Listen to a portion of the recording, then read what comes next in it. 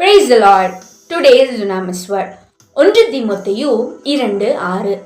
எல்லாரையும் மீட்கும் பொருளாக தம்மை ஒப்புக்கொடுத்த மனுஷனாகிய கிறிஸ்து இயேசு அவரே. இதற்குரிய சாட்சி ஏற்ற காலங்களில் விளங்கி வருகிறது. பிதாவாகிய தேவன் தன் சொந்த குமாரன் என்று பாராமல் இயேசு கிறிஸ்துவை இந்த பூமிக்கு அனுப்பி ஊழியம் செய்யும்படியாக சொன்னார். அதை கீழ்ப்படிந்தவரா இந்த பூமியில வந்து ஊழியம் செய்து அநேக காரியங்களை நிறைவேற்றி மனுஷருடைய பாவங்களுக்காக மரித்து மீண்டும் உயிரோடு இருந்து இன்றும் ஜீவித்து கொண்டிருக்கிறார். அவர் நினைத்தது மற்ற எல்லாரும் இயேசு கிறிஸ்துவை ஏற்றுக்கொள்ள வேண்டும் என்றுதான்.